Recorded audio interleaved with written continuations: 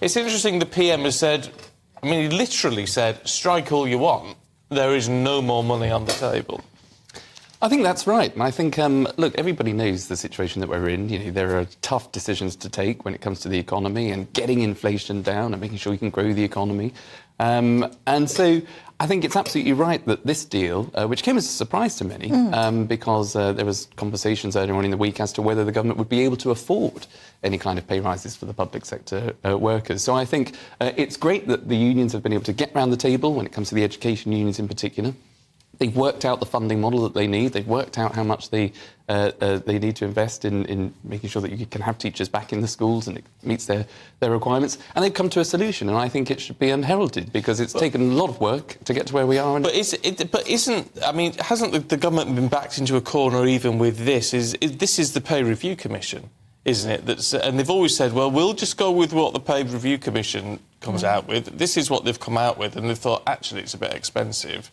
But eventually they've decided to go with it anyway. So they've got a line of defence, haven't they? I think so, and I think it would have been more difficult, actually, if the government weren't able to follow the recommendations of the independent pay review body, because, as you absolutely right say, so it's independent. So to not follow that through, excuse me, I think would have been even more complicated and more difficult for the government down the line. So, but I think, look, the fact that the teaching unions, as I said, have rightly welcomed it, and the money isn't coming from Buildings for the School Future programme, it's not cutting sort of special education needs, it's coming from a department spending and spending that was already announced in the autumn statement, so an extra £2 billion going into the education budget. So it brings reassurance to teachers, it brings reassurance to parents that don't have to worry about childcare if teachers are going on strike, and you can absolutely guarantee that after 2 years, 3 years of COVID, where kids weren't in the classroom, they weren't getting the education that they were entitled to, are now going to not have their education disrupted anymore because of strikes. Well, there has been a positive reaction from teaching unions. They're going to recommend it now to their members, and hopefully that will then end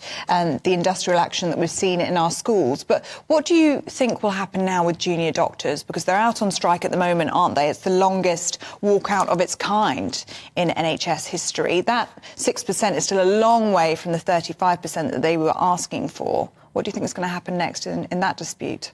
Well, I think the BMA are still asking for, with junior doctors, an increase of about 35%. And I think the fact that the rest of the public sector have accepted between the 5% and 7%, which is audited by the independent pay review body, I think 35%, most people, I think, will understand that that's too much, far too much. And at a time of economic uncertainty, where we've got to stick with it, and the government want to try and bring inflation down, and can't sort of just borrow more money because of interest rates. It'll just cost more in the long term. That increases debt. That's no good for anybody.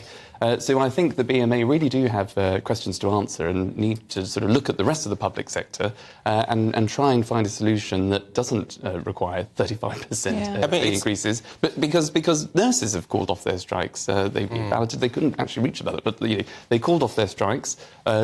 Doctors and nurses and others in the public sector have had a pay increase of about £3,000 to £7,000, depending on your seniority with the NHS. But when it comes to junior doctors and consultants that are, I politely point out, are not badly paid compared to the average punter in the country, I think people will realise that, look, in order to have a strong economy, a strong NHS, you need a strong economy to invest the NHS and in our medical profession for the future. So I think the BMA need to think again. A lot of this is down to spin, if you like, public perception in all of this. And when I saw the announcement, I did wonder if this had been quite cleverly done in a way, because in a whole stroke, the PM said, right, police are getting 7%, prison officers getting 7%, army 5%. All these people who actually can't strike, right, are getting and might be unhappy, but can't strike. I mean, certainly the army can't strike. And I wonder if that, because then when you look at junior doctors and they're 35%, everyone else in the country, or most people, are just going to go, well, these are sensible offers. Therefore, public support will wane for the strikers, won't it? I think so, and I think if you look again just within the medical profession in the NHS, as I say, nurses have sort of called off their strikes, so that is one particular group within the NHS and that sector, versus junior doctors and consultants. So there is a disagreement amongst the health professionals and the health service as to what kind of pay and conditions they should be working for. But it's an excellent point, because police and people that work in the prison service and those in the army, you know, people that are always on the front line to defend this country and defend our freedoms and protect us, should we absolutely need them, aren't able to strike and have been awarded a pay rise, which is absolutely right, in my view, particularly those in the armed forces, because they don't have the opportunity to strike. They don't pipe up. They don't sort of quarrel about anything. They do their job diligently and are there to step up to protect us all at any given time. So it's a definitely worthwhile increase for them. OK. Charlie, we'll catch you later on. Thank you. Thank you, Charlie.